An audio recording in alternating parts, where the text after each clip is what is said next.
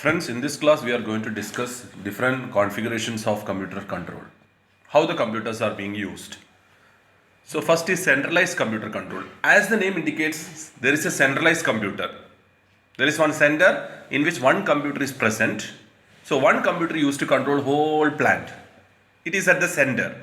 So one computer is controlling all the plant means, whole plant means, if that computer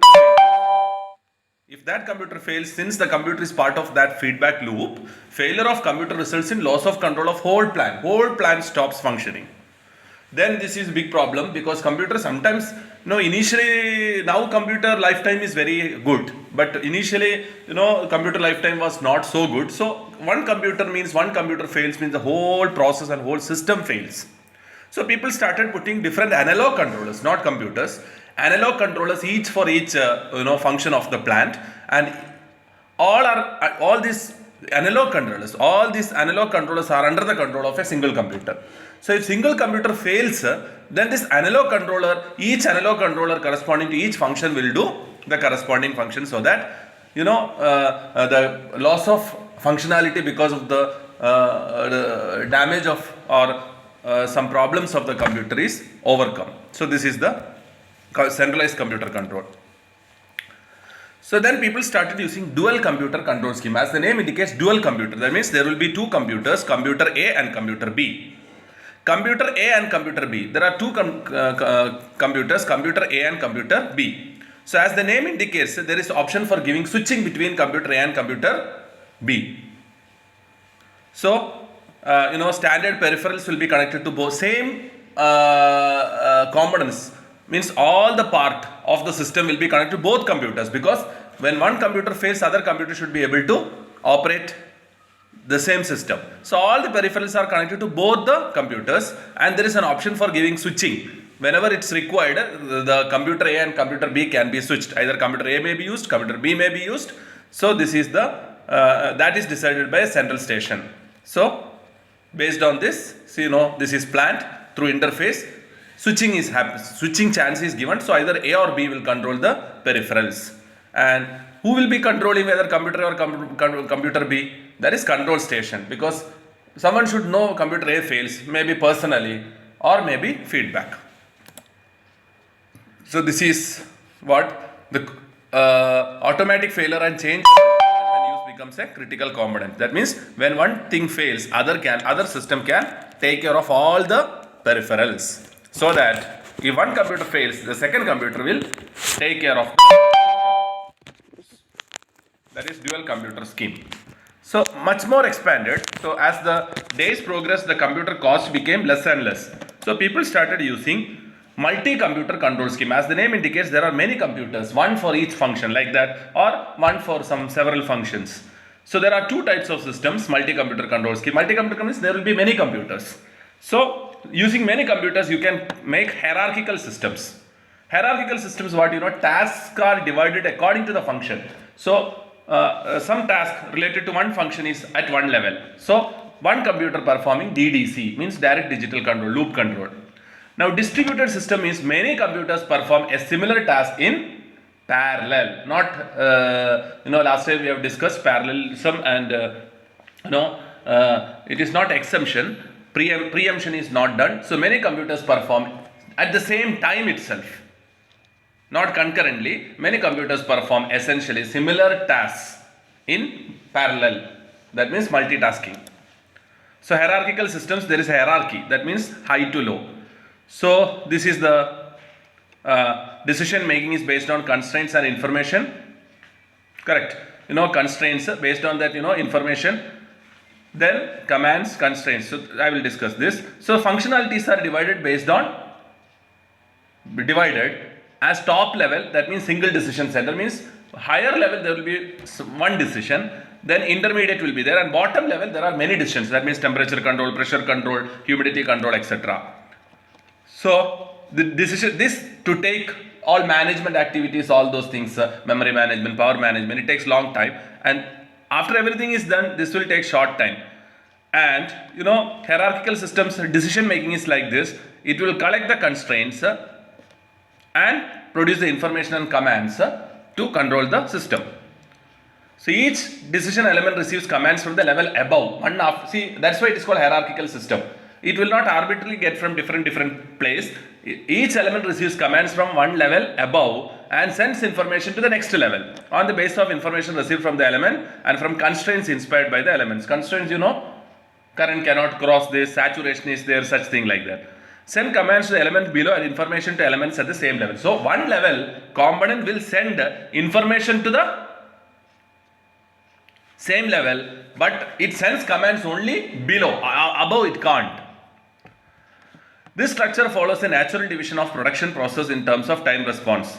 So at the bottom, fast response. At the top, management, lot of management activities to be done. So it takes lot of time. So this is an example of a hierarchical system. You know, product scheduling and management of the things. So that happens at higher level. Production scheduling, etc. Product data, operation sequence, etc. Last is the measurement and control plan, loop control, that will take lesser time. So typical example of a hierarchical system will have management at the higher level. It takes lot of time, lot of activities are there. Then supervisor, just to check whether it is being, you know, whatever instruction given by manager is being done or not. And unit control means lower level, it takes lower time, loop control, etc. So it is assumed that single computers are used for manager and supervision, only one computer is enough. And for each processing, each single unit computer is used. Many computers are used. So at the manager level, functions such as resource allocation, product scheduling, planning, etc. are done. Supervision level, supervisor has a store containing the product recipe and store of operation sequence for making the product. Only supervision. When the appropriate unit is selected by production plan, is ready, the information on the product set points, alarm conditions is loaded down to unit controller, and based on that set point, unit control, loop control will be done. Got it now? Next is distributed control. So as the name indicates, distributed control consists of many computers performing essentially similar tasks in parallel. Each see in the hierarchical level, lower level, each task is controlled by each computer. No, there can be done in parallel fashion. So in the hierarchical level, the lowest level can be distributed control. So each unit is carrying out essentially similar tasks to all other units. So in the event of failure of overloading, one unit is overloaded means that will be released and that will be given to another microcomputer because that microcomputer is also doing same function. So this is the things. So there are many microcomputers. In the level 1, measurement actuation is required for feedback control. Level 2, looping control is done. Level 3, after this each loop, one after the other, sequence control can be done. Then in this level, operator communication means giving video display that this is okay, error is there. And the fifth one, based on this information received from this, supervision can be done, changing the set point, etc. So level 1, all computation plan information interfacing associated measurement actuation, all DDC calculation. Level 2, level 3, all sequence calculations. Level 4, operator communication, supervisory control at level 5. Level 6, communication with other computer systems, communication between the systems. So advantage of distributed control is that sharing of tasks between microcontrollers more flexible than using one microcontroller, because one is overloaded, other can take it. Failure of unit will cause less disruption because it will switch over. It is easier to make changes. Linking by serial highway. Serial means common highway, you know. Common highway that computer units can be widely dispersed. Then human control interface. It provides the intervention of the human with the system. So usually this provides facilities for plant operator to interact with computer control system to know day-to-day operation of the plant, information of the current state, what is happening, error is there, etc. Then also human is provided a option to change the set point, adjust the actuator by hand, etc. Such provisions in the system, human can interfere. That is provided through keyboards, display units, printer units, video units, etc. And role of a control engineer. What are the role of a control engineer in a control system? To define the appropriate control set. It is he who decides whether batch processing is there, supervision control is supervisory control is required, DDC calculation is required, etc. Then to define the measurement actuation and to set up alarm conditions. So alarm we are fixing. For this alarm should come. Sampling intervals we are fixing. Then to define DDC controllers and connections with any other elements in the control scheme. I told in the distributed control there are interactions between the computers which are defined by us. Means operator, control engineer. To tone the control scheme, I told KP, KI, KD of PID controller has to be tuned. One is automatic, other is computer control based on Bode plot and root locus. He will define the parameters. To define and program sequence control, in the sequence, he will be deciding which is the correct sequence for better control. To determine and implement satisfactory supervisory control schemes. Economics and what are the benefits of using computer control? Before also we discussed, computer user permits repeatability. That means program it again and again does the same function. In order to provide sequence procedure to manufacture different procedure, computer systems are highly flexible because you can easily change the program. Computer systems are used to maintain a database and product receives and change a new receipt quickly and reliably by changing the program. The main area of benefits has been the control of starting and stopping of batch operations in that computer-based systems have significantly reduced dead time. I told in batch process, one batch is done of product, then some setup time is done, so that is reduced. Economics of computer control have been, human beings you see setup how much time it takes. The economics of control have been changed drastically by microprocessor in that reduction in cost, microprocessor is becoming cheap and cheap. So the system becomes cheap and cheap.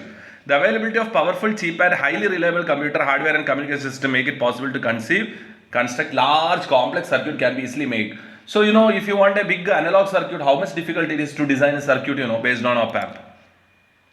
So these are the topics of today's class.